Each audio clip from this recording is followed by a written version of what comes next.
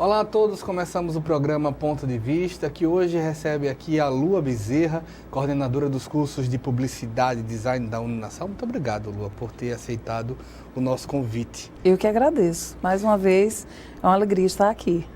Vocês estão desenvolvendo, promovendo o meeting da Uninasal, nos dias 4 e 5 de dezembro. O que seria um meeting? Olha só, Wendel, a proposta desse momento, desse encontro, é estreitar esses laços entre o universo do empreendedorismo e da inovação com a sociedade e com os talentos empreendedores que ainda não se descobriram. Então, a gente vai ter aí nesse momento, nesse encontro, uma série de palestras, encontros e mesas de debate, porque hoje, diante do cenário, do país que a gente tem, o empreendedorismo e a inovação têm feito a diferença numa série de situações relativas ao mercado. E aí a proposta é justamente essa, é fazer esse encontro acontecer e as pessoas começarem a entender de fato quando elas podem ser inovadoras, quando elas podem ser empreendedoras, criativas, fomentar de fato o crescimento a nível de mercado. Esse meeting, esse encontro da Uninasal será no dias 4 e 5 de dezembro, ou seja, terça e quarta-feira, começando às 17 horas, deve ir até o final da noite, acredito, na Unidade Farol. Onde é a Unidade Farol? A Unidade Farol é o nosso prédio ali na rua José de Alencar, depois da Casa da Indústria. E é um prédio maravilhoso, com uma estrutura incrível. Então aí a gente vai abrir às 17 horas com as feiras de negócios, porque nós teremos empreendedores parceiros lá com os seus estandes, e então as palestras começarão após o credenciamento. Às 18 horas a gente vai fazer o credenciamento e às 19 horas começam as palestras, mesas de debate e esse momento de troca de ideias. Mas o feirão ele vai acontecer a partir das 17 horas. Olha, para quem não conhece tanto Maceió, eu digo isso porque eu tenho uma irmã que mora em Maceió há muito tempo, às vezes se pergunta, ali em Jaraguá, ela faz onde é Jaraguá. Então, para pessoas assim, Farol, Casa da Indústria. Quem está descendo da parte alta, dobra onde? A Avenida Fernandes Lima, quem está descendo da parte alta vai entrar após a Casa da Indústria. Certo. Quem vai subindo da Praça Centenário com relação, com destino à parte alta, vai fazer o retorno ali do Bom Preço, antes do Palato, e a referência é a Casa da Indústria, que é de fato um ponto conhecido na Fernandes Rua José de Alencar, isso. Lá no finalzinho tem um prédio enorme que é a Unidade Farol da Uninasal. Quem pode participar do meeting? O evento é aberto ao público, porque a proposta é justamente essa, a gente fomentar a ideia do empreendedorismo, da criatividade, e encontrar essas pessoas que têm esses talentos e que não estão sabendo como colocar isso em prática. Então, aberto ao público, a entrada será 1 quilo de alimento ou um livro, porque a instituição tem essa preocupação com a responsabilidade social. Em 2018, nós tivemos aí um selo de responsabilidade social.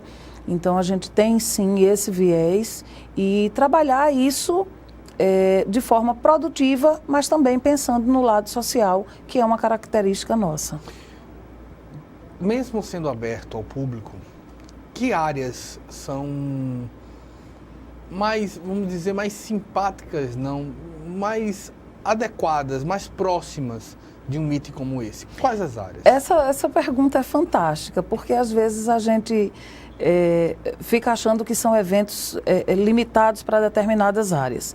Quando a gente fala de empreendedorismo e inovação, isso se expande para qualquer prestação de serviço, E aí a gente tem o advento hoje, que é muito poderoso, da comunicação digital.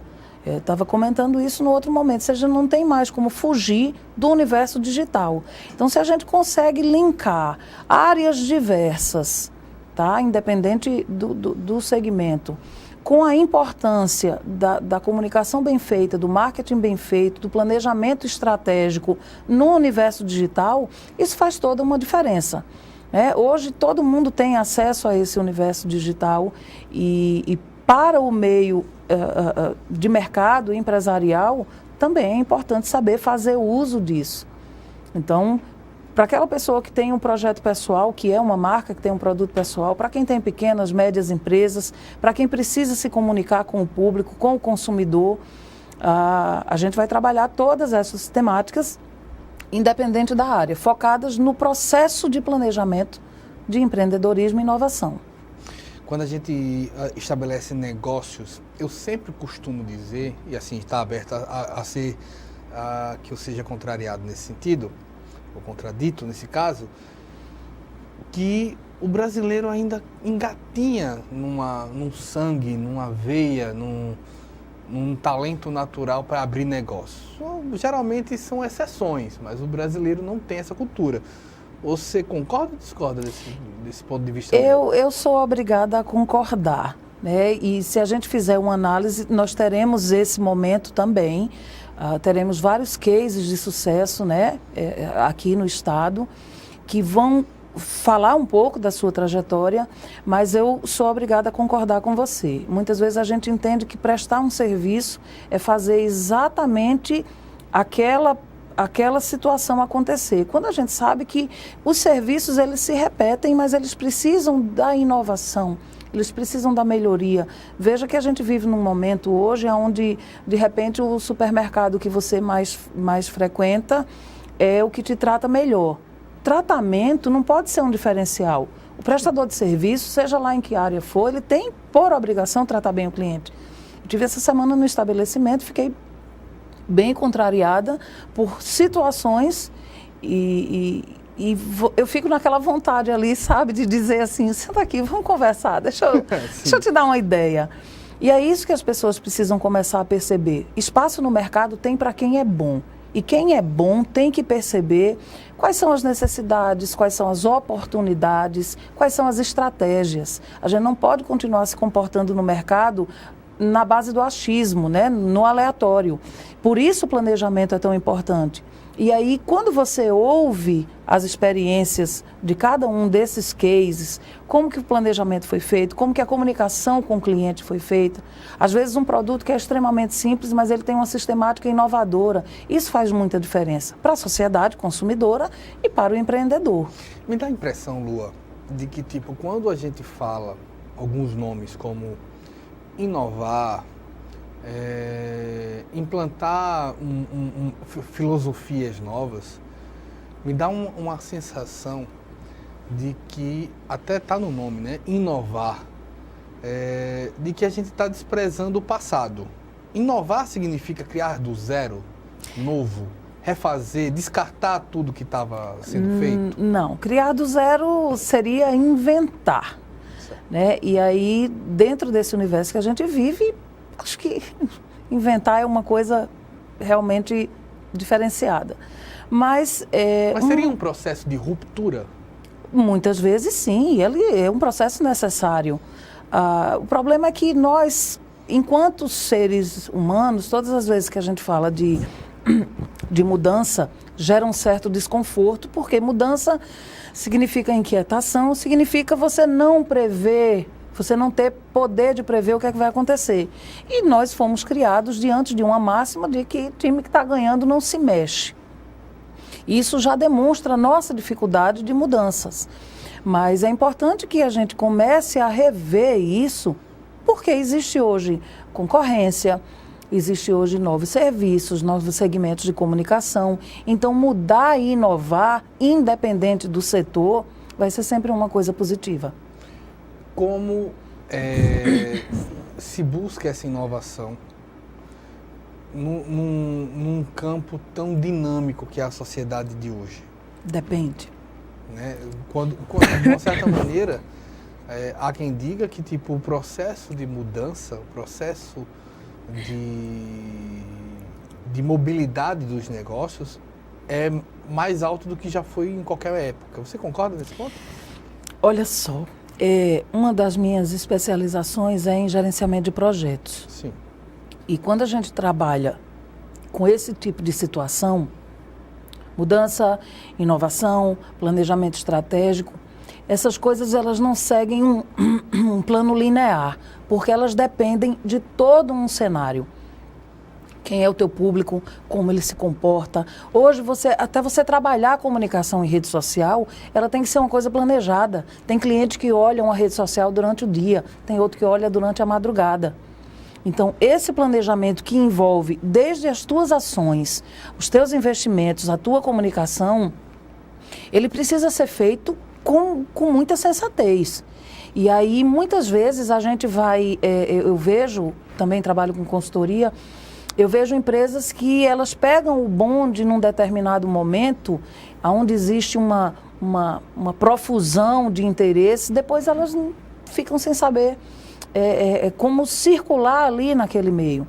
Então, esse tipo de encontro, esse tipo de momento, a ideia nossa é que a gente consiga passar as orientações para que você não tenha os altos e baixos que tanto fazem a diferença na vida de uma empresa, de uma marca, de um produto. Me conta, rede de contato, quanto é importante hoje? O famoso network. Faz a diferença para tudo. E aí você vê, nós ainda temos um mercado que explora muito pouco uma rede que é voltada somente para isso, que é importantíssima. A gente está ali, às vezes, em redes sociais que nem tem tanta relevância em termos de mercado, de retorno financeiro, e nós temos aí alguns caminhos que são propícios para isso e que quase são praticamente desconhecidos. Então, é preciso saber também por onde você vai falar, a forma como você vai falar. O que é que a gente vê nesse mercado digital, que é uma das nossas temáticas, redes sociais? Você mistura o teu perfil pessoal com o profissional, e aí isso gera um certo desconforto no público, porque ele fica ali sem saber, de fato, o que é que está sendo trabalhado. Então, uma coisa é você ter o seu perfil pessoal, você postar coisas do trabalho. Outra coisa é você querer comunicar do seu trabalho, da sua marca, da sua empresa, através de um canal errado, vamos dizer assim. Então, são coisas que, quando você vai somando, você vai percebendo que elas têm uma influência muito grande no resultado daquela marca, daquela empresa. Você acha que hoje, quem empreende em Alagoas, a gente está citando, tem clareza de propósito, tem uma assertividade no que, tipo, bem assim, eu sei o que eu quero vender, eu sei o que eu quero fazer, eu sei o que eu quero comunicar? Olha, Wendel, a gente pode fazer assim, essa pergunta, porque a gente pode identificar muito claramente, se a gente for traçar um panorama disso, o joio e o trigo. Certo. Tem empresas que você consegue analisar que elas vieram ali com assertividade, com planejamento bem feito, com uma visão.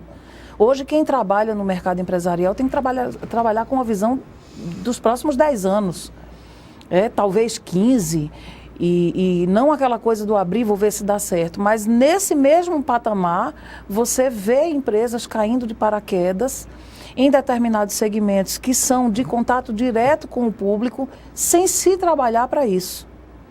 Então, é aí que a coisa tem que acontecer em termos de criatividade, que não é uma coisa, como se fala, o insight, que tanto se propaga. A criatividade também é um processo de planejamento. Sim.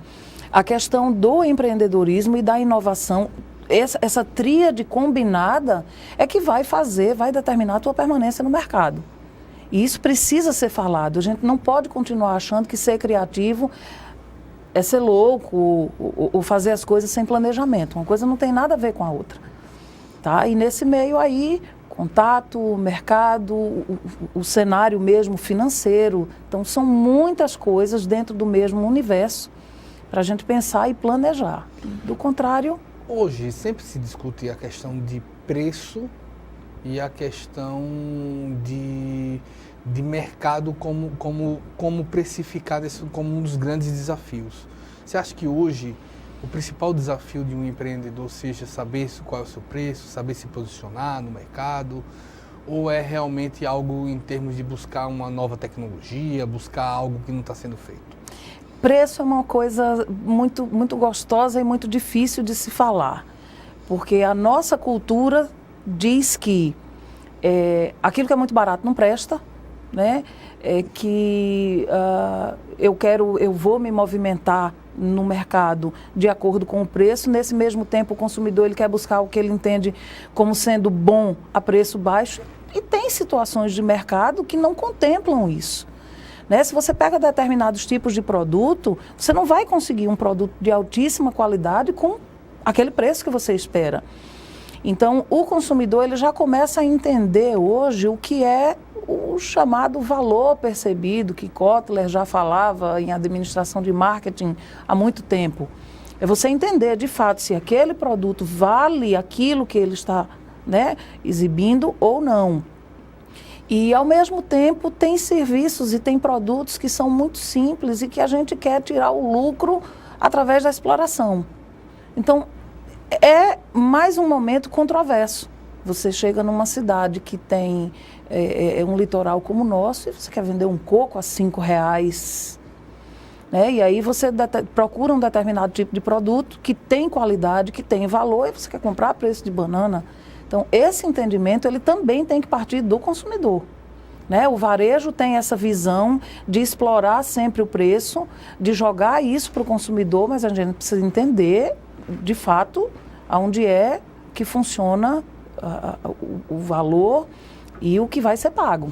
Lua, a gente está numa época, e um dos pontos que o meeting Uninassal, nos dias 4 e 5 de dezembro, na Unidade Farol, deve discutir, é a questão do marketing digital. Isso. Mas nós estamos numa época que todo o cliente parece entender de redes sociais. Como lidar com esse ponto? Todo mundo está sabendo mesmo. Você usou a palavra perfeita, parece entender. Mas é um universo que ele é muito bem quisto e ele é muito bem recebido pelo consumidor, pelo público, até porque ele está ali ao alcance dos seus dedos. Você pode pesquisar qualquer coisa, você pode perguntar qualquer coisa. Mas quando a gente está tratando de mercado, né, de trabalho, de valor, de marca, de produto, de serviço, isso tem um outro olhar, isso tem muita gravidade. Eu como consultora, já vivenciei situações, assisti, melhor dizendo, o sobrinho do proprietário da empresa ofendendo uma consumidora que fazia uma reclamação numa rede social. Então, a gente precisa, o mercado digital, ele precisa parar de achar que a comunicação, por ser via internet, ou Facebook, ou Twitter, ela pode ser irresponsável. Não pode, isso é muito sério. Né? As famigeradas fake news, que foi o que a gente falou e ouviu absurdamente nesses últimos tempos, isso é de uma gravidade muito séria, é uma coisa muito séria. E então, o mercado também precisa entender isso, porque muitas vezes, e eu recebo isso nas minhas redes sociais, mensagens de empresas que até os algoritmos, né, do Facebook fazem isso. Você acessou uma página de uma empresa, você acessou uma página de outra. E eu já recebi na minha rede social uma empresa me relatando uma situação da concorrente com o cliente. Isso é desonesto. Então, a gente precisa começar a entender que esse universo digital, ele também tem regras. E o público deve conhecê-las antes de quebrá-las. Eu estou aqui com a Lua Bezerra, ela está aqui falando sobre o meeting da Uninassal, nos dias 4 e 5. A gente vai para um breve intervalo, a gente volta já.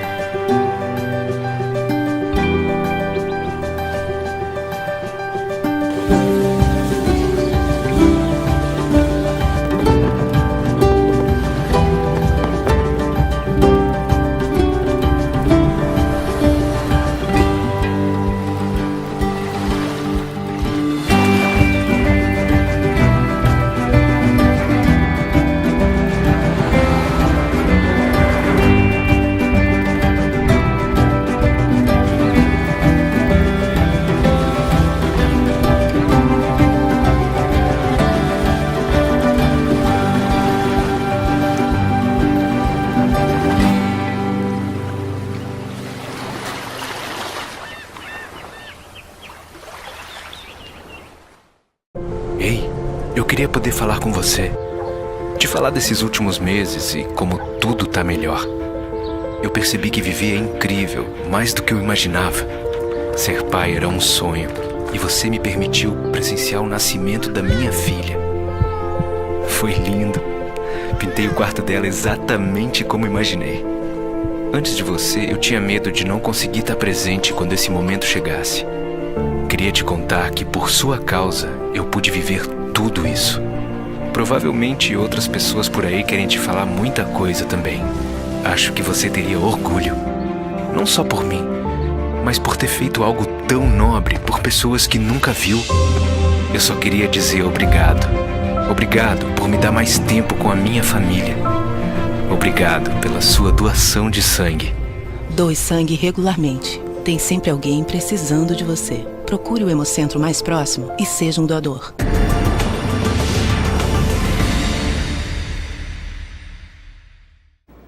Voltamos com o programa Ponto de Vista. Estamos aqui com a Lua Bezerra, coordenadora dos cursos de Publicidade e Design da Uninasal. Tem um meeting Uninasal, dias 4 e 5 de dezembro, 17 horas, terça e quarta-feira. Mas me conta uma coisa, Lua. Tem uma feira de negócios. Como foi pensada essa feira de negócios? Nós apresentamos o projeto, né? Uma dos componentes da equipe que trabalhou nesse evento fez contato com as empresas, nós apresentamos o projeto e as empresas abraçaram a ideia no sentido de aproximação mesmo com a sociedade, com o consumidor, com o público, o usuário daquele produto, daquela marca ou não. Então é nesse momento onde as pessoas vão poder entender de fato o que é aquela marca, qual é a sua visão, missão, valores, ter esse contato mais próximo com a empresa que ou ela conhece já e é de sua preferência, ou ela está tomando conhecimento naquele momento. Além do feirão, o que é que vai ter? Vai ter palestra, vai ter mesa redonda, vai ter, como é isso? Vão acontecer palestras específicas também, com temáticas específicas. Essas palestras, elas terão um tempo de duração que seja produtivo, não serão coisas extensas, porque a nossa ideia é realmente trabalhar muito conteúdo e trabalhar o conteúdo de maneira dinâmica, tá? As mesas de debate também vão acontecer, tratando sobre redes sociais, o mercado digital, o poder dos negócios sociais, como a gente chama hoje, né? Vai se trabalhar a questão da indústria 4.0, onde a gente vai ter aí uma visão de próximos anos. E então, a gente também vai ter cases específicos, tá? Que foram nossos parceiros, são nossos parceiros também, que vão trabalhar as suas situações, como eles tiveram sucesso, como eles alcançaram, quais foram os problemas que vivenciaram. E essa junção de tudo é que vai dar o nosso quê de inovação. Você vai poder entender o que o outro fez para dar certo e usar isso como empreendedorismo. Eu não sou tão antigo assim, mas eu já acompanhei o 1.0, 2.0, 3.0, chegamos ao 4.0. O que é que tem o 4.0? O que a gente chama hoje de indústria 4.0 também se traduz numa outra temática, numa outra abordagem, né, que a gente começou a ouvir há um tempo atrás, que é o terceiro setor, mas ele está muito voltado para questões específicas que não estão restritas ao fornecimento de serviço unilateral. Eu te dou, você adquire se você quiser. A indústria 4.0, como se fala, ela vem com uma série de características próprias que vão fazer a diferença no mercado, tanto do prestador de serviço, como para quem vai consumir esse serviço. E ela tem todo um viés, né, que a gente também precisa trabalhar, até porque é uma temática extremamente relevante hoje, que é a questão da sustentabilidade, da responsabilidade social, né, do comportamento da empresa com relação àquele universo, teoricamente, fora, né, do seu cenário. Mas, melhor do que eu, né, a nossa palestrante vai estar falando sobre isso. E eu acredito que seja uma temática muito importante porque significa o nosso futuro. É bom estar atualizado já hoje, se quiser estar bem no mercado do 4.0, antes que chegue o 5.0. E essas coisas vão acontecer muito rapidamente, né? Agora, para não perder o bonde, né? Verdade. Está atualizado, né? Mas me conta, quando a Uninasal trabalha o planejamento, o que é que ela estabelece como base para passar, antes de tudo, porque a gente já chegou aqui no network, já chegamos aqui nos vários formatos, inclusive os formatos já 4.0, sustentabilidade, rede de contato como um todo, nesse empreendedorismo. Mas antes de tudo, sempre reforçamos a necessidade de se discutir o planejamento. Que bases tem esse planejamento? Olha, Mendé, a Uninasal, ela tem uma sistemática de planejamento, até porque do tamanho que o grupo tem hoje, as coisas não podem acontecer de forma aleatória. Um dos nossos projetos mais recentes e inovadores, que é o Ser Digital, ele contempla 4 pilares que vão desde a parte de comunicação digital com o nosso cliente, com o nosso público, com o nosso colaborador, até essas questões que são tecnologia e inovação, experiência do usuário, que é extremamente importante, e tudo isso com foco na melhoria, né, na política da qualidade, no nosso avanço em termos de prestação de serviço. Então, é uma coisa que a gente já trabalha internamente, já acontece esse projeto dentro da instituição, dentro do grupo, melhor dizendo, e esse é o nosso pilar. É uma instituição que ela está focada na política de atendimento de qualidade, na política de ensino. Nós temos hoje uma prestação de serviço educacional diferenciado, somos muito responsáveis com isso, mas também na experiência do usuário, que é uma coisa que tem que ser melhorada todos os dias. Trabalhar com pessoas é muito difícil, né? As expectativas de cada um são diferentes, mesmo quando o serviço é o mesmo. O marketing também trabalha isso, produto ampliado, produto esperado, né, o produto ofertado, e os nossos pilares são em cima do desenvolvimento pessoal e profissional do indivíduo, para a gente entregar para a sociedade um aluno que tem conhecimento, que tem base e que sabe como trabalhar com pessoas. Me conta,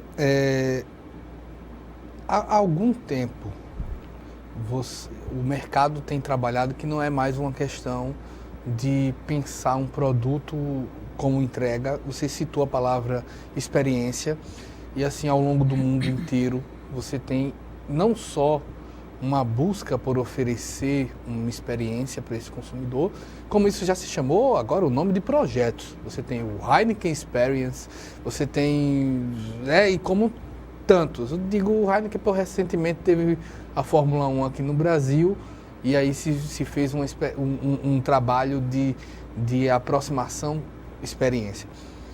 Do que estamos tratando quando dizemos ao consumidor que nós queremos oferecer para ele uma experiência? Olha só, eu vou citar um exemplo específico de experiência, tá? Uma intervenção da área de design num determinado setor que até um tempo atrás a gente não entenderia como sendo parceiros. Recentemente, profissionais de saúde solicitaram a ajuda, né, da área de design para intervenção nas salas de tomografia e ressonância magnética. Porque a gente sabe que hoje existe uma incidência muito grande de crianças que já precisam desse tipo de acompanhamento, crianças com casos de câncer, de leucemia. E aí a gente visualizou, eu digo a gente generalizando profissionais da minha área, que aquele ambiente, ele não oferecia uma boa experiência para o usuário. Tá? Então, você imagina que um ambiente de uma sala de tomografia, por exemplo, que é um ambiente que tem que ser claro, com uma máquina que tem algumas características, não sei se você já fez, mas é realmente assustador. Sim. E para você convencer, né, uma criança que aquele tipo de exame, que aquele tipo de procedimento era necessário. Nós conseguimos humanizar as salas de tomografia e ressonância magnética para o público infantil. E isso é uma prova de que a experiência ela é necessária. Então, nesse meio, e eu participei de algumas pesquisas e alguns estudos, a gente começou a ver respostas da seguinte maneira: crianças que diziam, quando é que eu venho fazer o exame de novo? Isso é a questão da experiência. Eu citei esse cenário, porque ele é muito marcante na minha vida. Até meu trabalho de conclusão de curso na graduação também teve relação com a área de saúde.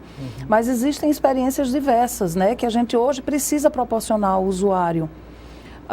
As pessoas da terceira idade, que hoje a gente não chama mais terceira, chama melhor idade, né? O público mais jovem, as mulheres. Existe hoje toda uma série de experiências que podem ser trabalhadas para que esse público específico, dentro do seu momento, seja bem atendido.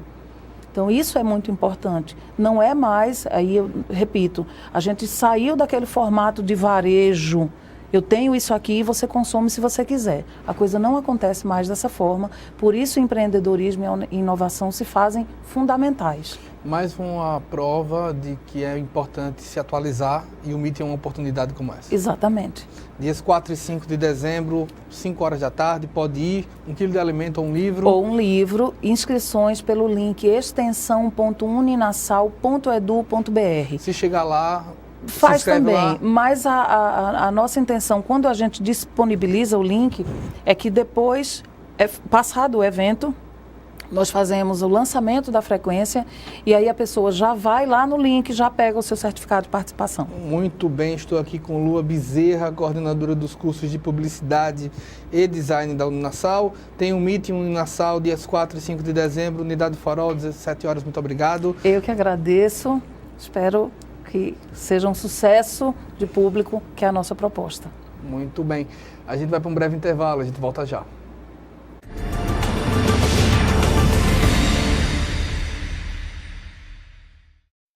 Toda foto ele tá sorrindo. Ele é muito carinhoso, ele é tudo pra mim. Eu não me imagino viver sem ele. Era o caçula, tinha pouco tempo que tinha parado de mamar, então aquilo tudo parecia que era mentira, né? Uma criança daquele tamanho ia ter um câncer. O grande problema do câncer infantil é porque a grande maioria dos sintomas são muito parecidos com sintomas de doenças normais da infância. Existe, criança pode ter câncer, mas hoje não é mais uma doença fatal, é uma doença tratável.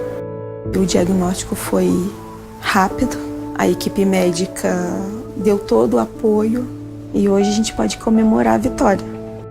Eu estou muito feliz pelo progresso dele, por tudo que ele anda agora fazendo e antes ele não podia fazer. Então agora ele está caminhando a cura dele. Falta pouco. É um amor, é uma vitória para mim e para ele.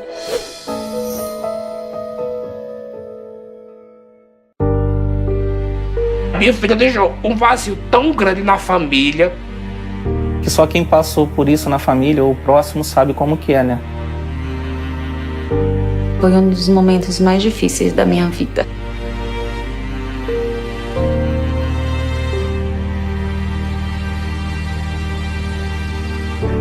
Minha filha não era doente, muito saudável, nunca foi doente.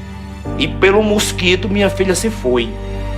Ele não conseguia mais trabalhar por causa das dores e em cima da cama. A renda que sustentava a casa dele com a minha mãe, essa renda parou, né?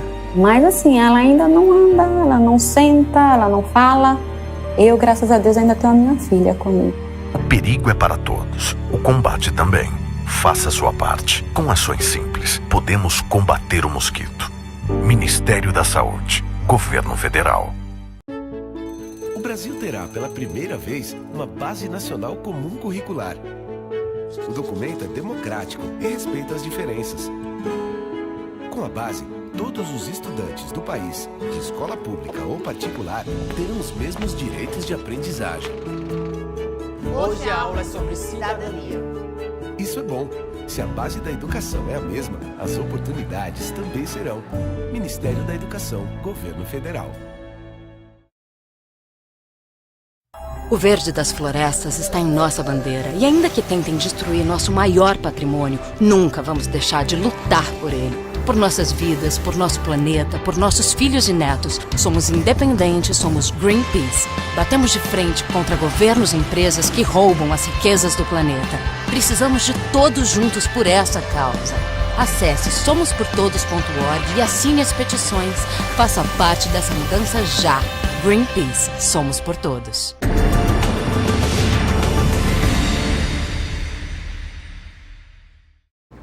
Voltamos com o programa Ponto de Vista. Estamos aqui agora com a professora Rosângela Pimenta. Vamos aqui falar sobre a questão da aprendizagem hoje nas escolas, principalmente nas escolas públicas, depois da obrigatoriedade de exames nessa questão do teste para português e matemática. Houve uma estagnação, houve uma análise sobre esse momento de aprendizagem. Qual o desafio de hoje? Boa tarde, Wendel. Boa tarde a todos. Eu acho que o grande desafio de hoje da escola são as condições de trabalho dos professores e as condições de infraestrutura mesmo, né, do ensino. Nós temos hoje, no Brasil, vamos dizer assim, os olhos muito voltados para as áreas de língua portuguesa e matemática. Elas pesam muito, na verdade, né, nas avaliações. E temos outras áreas que são importantíssimas, que vão constituir esse aluno como leitor, como escritor, e esse aluno que calcula, que mede, que usa, né, os conhecimentos matemáticos. Essas áreas todas, elas deveriam estar interligadas interdisciplinarmente. E o que a gente vê hoje é uma compartimentização do ensino. Isso acarreta uma dificuldade no aluno em entender esse todo, né, enquanto conhecimento, e muitas vezes na desistência do aluno, na evasão, porque como ele não consegue dar conta do conhecimento compartimentado, ele não estabelece relações, ligações, ele acredita que ele é que não consegue aprender. Você acha que os exames estão errados?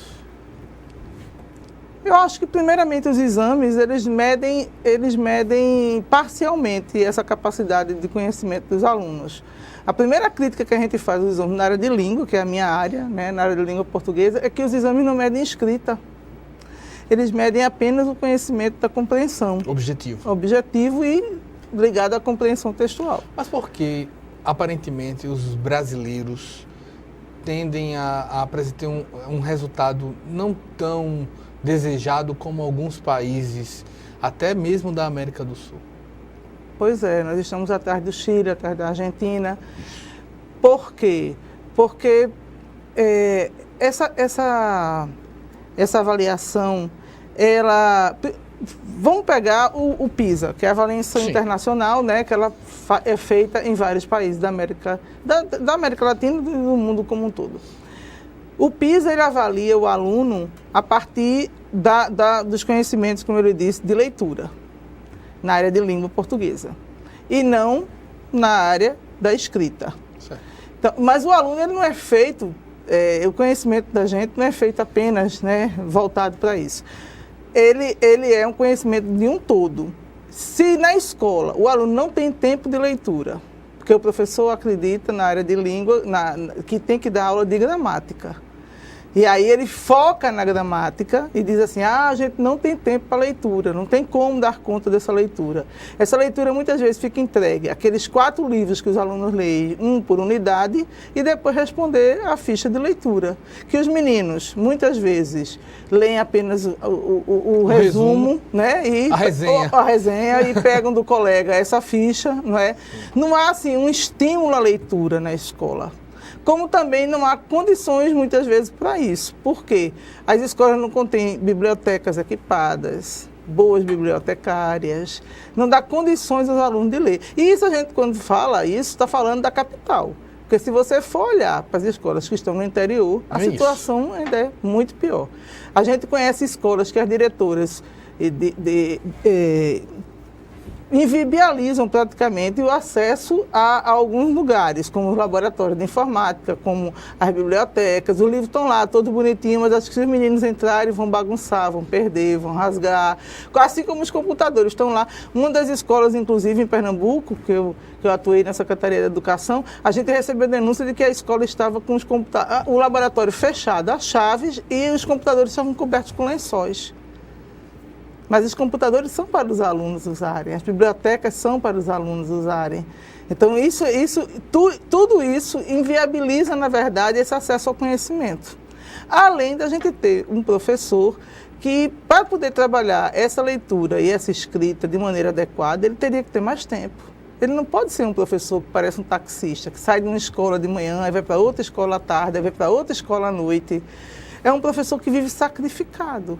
Porque para esse professor ter tempo de ler e indicar leituras, ele tem que trabalhar em apenas um lugar e ser pago bem para trabalhar neste lugar. No momento em que a gente tiver um professor que ele atua na educação básica com apenas um local de trabalho, ele vai ter condições de pesquisar, de estudar e melhorar. Professor, assim, eu acho que é inquestionável, eu acho que dificilmente você vai encontrar qualquer pessoa que discorde de um posicionamento como esse. Por exemplo, os professores brasileiros são mal pagos. Sim. E tem uma infraestrutura muito ruim. Muito ruim. Eu acho que isso daí... E assim, somado a isso, a violência nas escolas é altíssima. É muito grande, né? É verdade. Então, é um cenário caótico, antes de tudo. Mas como mudar, principalmente, não só em termos de infraestrutura, e infraestrutura não só física, mas salarial, mas também, eu imagino o seguinte, você estabelece por baixo, a análise de um jornalista, obviamente, que não estuda pedagogia nesse sistema de educação, então um leigo. Você tem um sistema que você viciou por baixo. Então, o professor ele precisou ir para a escola A, para a escola B, para a escola C, para fazer um salário, muitas vezes, de uns 3 mil, 4 mil reais. Se hoje, um milagre divino, estabelecêssemos 4 mil reais por escola, e ele para se receber isso, uma vez que ele tirar isso, numa escola, você não teria que reverter também, de uma certa maneira, uma cultura de várias escolas? Como manter esse professor só numa escola? A cultura de estabelecer um aprendizado de ponta a ponta, de formação continuada, realmente funcionando. E essa minha pergunta surge porque eu acredito que o Brasil caminha agora para discutir modelo. Você tem um presidente eleito que diz que o que está aí não serve, que o caminho pode ser, entre um dos que ele citou, um caminho de militarização das escolas. Como discutir esse modelo de professor, esse modelo de escola, esse modelo de aprendizagem, de ponta a ponta, de um professor concentrado numa escola só? Olha, eu acho que não existem receitas, né? Quando o presidente eleito ele diz que a gente não pode ideologizar, né, que as escolas não podem tratar do conteúdo ideologizando, eu acho que ele está, assim, querendo dizer que a ideologia de agora em diante será a ideologia militar. Porque a militar é uma ideologia também, não é? Pode ser que ele esteja querendo dizer que não vai dar espaço para outras ideologias, como até então. Assim, me permita, professora, de uma certa maneira, eu acho que não existe nada na vida que não tenha algum tipo de ideologia. Pois é. Então, agora, o que eu acredito, Wendel, de verdade, é que a mudança, ela passa pelas condições de trabalho e pela formação do professor. São duas coisas, assim, importantíssimas. E quando eu falo condições de trabalho, não estou falando só de salário.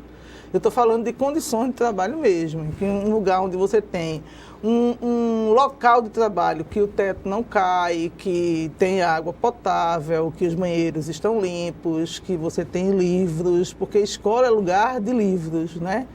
60 alunos numa sala. Que você não tem uma quantidade tão grande de alunos numa sala. Essa semana, no começo do mês, houve um grande encontro de estudos linguísticos no Recife, chamado Grupo de Estudos Linguísticos do Nordeste, o GELNI. Aconteceu em Recife, no hotel em Boa Viagem.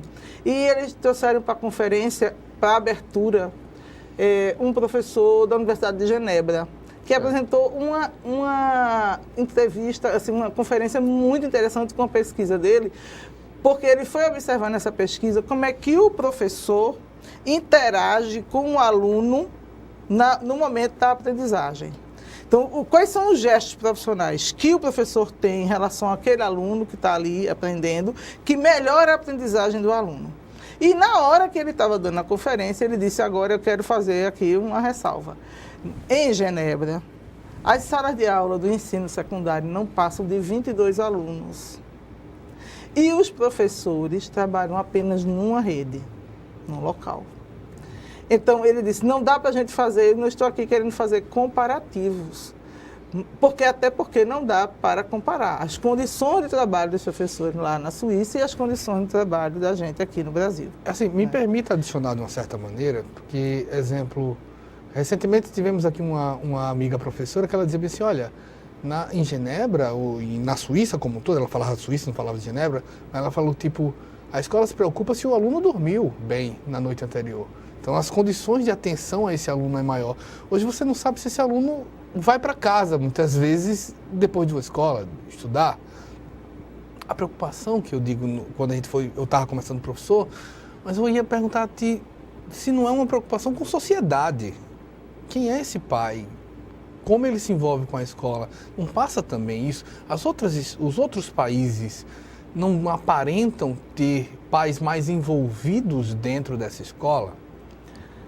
Olha, eu acho que isso vem aqui no Brasil, a gente olhando para cá, né?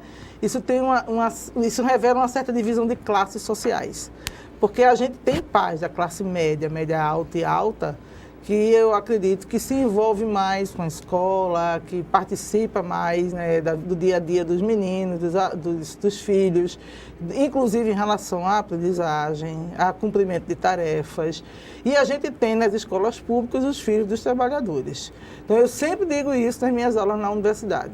A gente tem que olhar para o filho do trabalhador imaginando que esse trabalhador não tem essa formação e que ele não tem tempo para isto. E eu digo isso a você porque essa questão do tempo, ela é algo que rebate da classe alta até a classe trabalhadora. Uma vez eu estava na escola da minha filha, em Recife, uma escola de classe média alta, e chegando para uma reunião às 7 da noite, e tinha uma mãe médica, cirurgiã, reclamando que ela faz 8, 9 cirurgias por dia e quando chega em casa à noite ela tem que ensinar o dever da filha. E ela disse que não achava que isso fosse correto ou adequado, porque a filha está na escola, leva a tarefa para casa, então ela deveria saber fazê-la. O que ela poderia, como mãe, era perguntar, minha filha, você fez a tarefa? Deixa eu dar uma olhadinha se você fez realmente, se está tudo, né, tudo completo. Mas e ensinar, quer dizer, se ela estava na escola para aprender, o que é que ela fez, o que é que houve, que ela chegou em casa sem saber a tarefa da aula que ela assistiu. Mas os professores, eles cobram que os pais da classe trabalhadora ensinem em casa. E muitas vezes esses pais que nem podem pagar a escola, pagam um reforço no próprio bairro. Colocam o filho para estudar novamente no contraturno com alguém para ensinar esse dever. Entende? Essa coisa da participação dos pais, ela deveria ser repensada. Porque até onde o pai, que é engenheiro, que é médico, que é advogado, ele pode voltar no tempo, que inclusive o conhecimento muda, né? Porque as contas matemáticas hoje nem são feitas mais na época que eu estudei, já é outra forma de fazer, e contribuir para essa aprendizagem desse filho. Qual o papel você acredita que os pais têm, que são fundamentais e que não podem abrir mão? Eu acho que o papel de acompanhar se o seu filho está aprendendo, acompanhar se o seu filho está cumprindo com as obrigações que são delegadas pela escola. Você acha que os pais precisam ir para, por exemplo, para reunião de pais? Sim. Sim, porque muitas vezes as escolas, elas mudam as suas metodologias. E essas metodologias, quando você não está a par, você acha até que não está tendo aula. A gente tem casos de pais que chegam na escola e dizem assim, olha, o livro que a senhora passou, a senhora não está usando. Minha filha não está tendo aula de português, porque não vem um exercício de gramática. É preciso que o pai tome conhecimento do que está acontecendo na escola, porque senão ele acha que se não usar o livro caro que ele comprou didático, de capa a capa, não houve necessidade de comprar aquele livro, entende? Mas isso por quê? Porque o pai não é envolvido na metodologia, não é envolvido no que está acontecendo em sala de aula, e ele tem que estar a par. Eles têm que estar a par porque ele é o outro lado do aluno, né? Ele está lá na convivência, no dia a dia. Porque assistir um filme é uma aula? É uma aula. Ir a um parque e conhecer a geografia, conhecer as plantas e a paisagem é uma aula? É uma aula. Então, a aula não é só quadro e giz, porque senão a gente fica nessa concepção e os meninos vão ficar pensando que nem assistiram a aula. Estou aqui com a professora Rosângela Pimenta, professora da UFAL. A gente está indo para um breve intervalo, a gente volta já.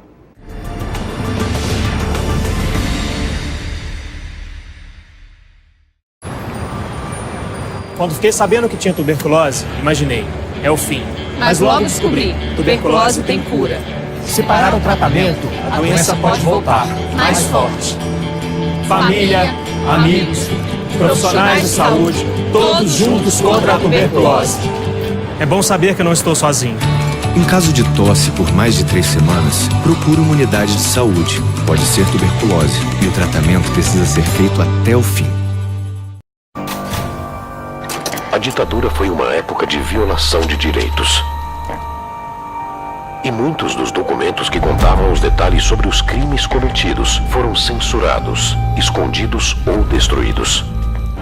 Hoje, muitos deles estão disponíveis no site pnmdigital.mpf.mp.br. Acesse, pesquise e não deixe a história desaparecer, muito menos se repetir.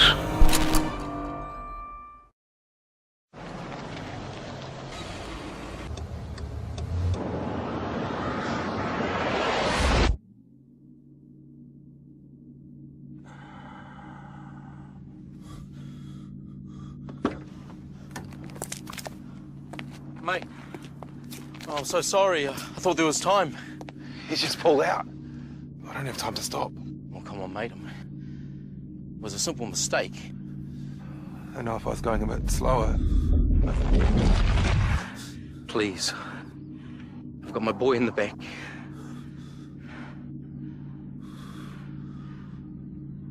I'm going too fast. I'm sorry.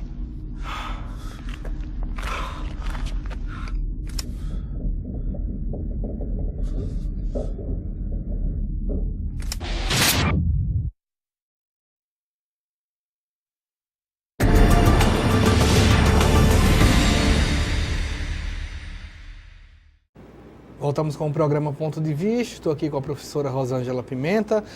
Professora, nos últimos 2 anos, além dessa discussão do modelo da escola, se discutiu inclusive a grade, né? Sobre o ensino médio, discussão de que matérias devem ficar, como isso tem sido analisado pela pedagogia? Como a grade, essa escola, tem sido analisada?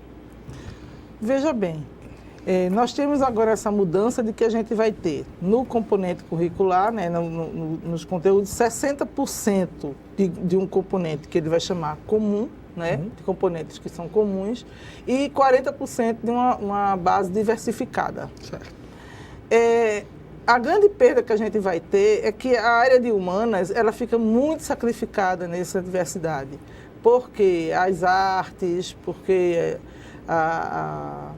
algumas, a sociologia, a filosofia, algumas disciplinas a gente vai, no ensino médio, elas não vão mais ocorrer.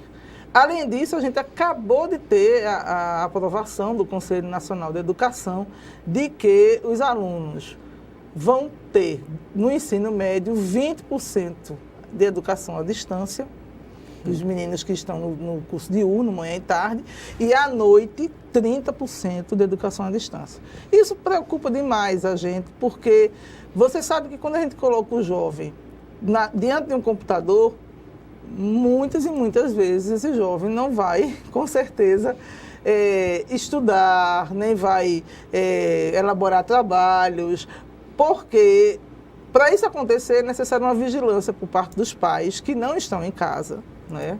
Muitas vezes, que não tem esse tempo de ficar em casa para acompanhar.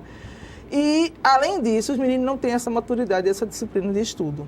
Porque é preciso ter maturidade. Adultos vão à internet e não conseguem focar, muitas vezes se perdem, né? Em meio a tantas possibilidades, você imagine os alunos.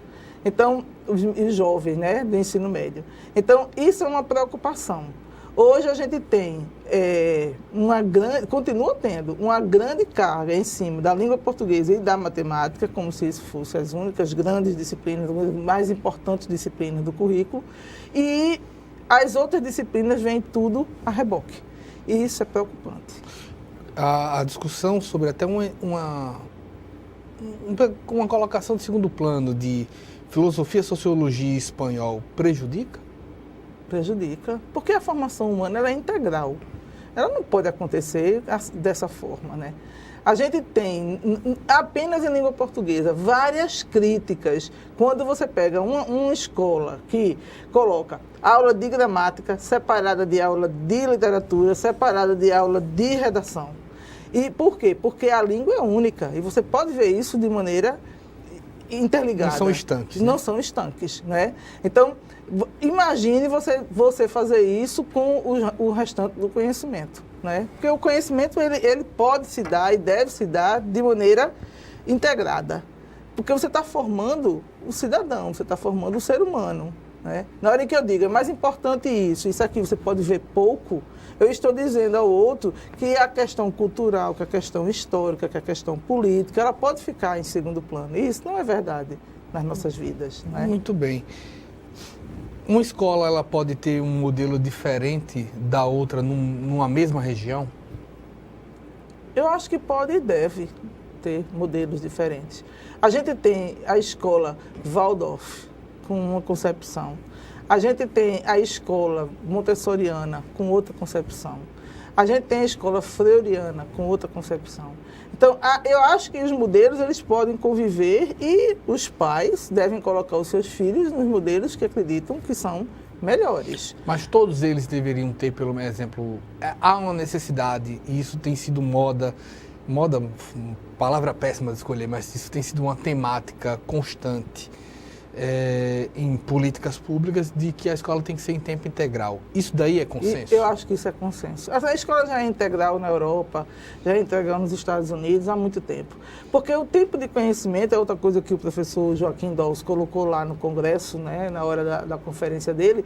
Os alunos, eles têm um tempo de aula na Suíça muito maior do que aqui no Brasil. 45 horas seria necessário?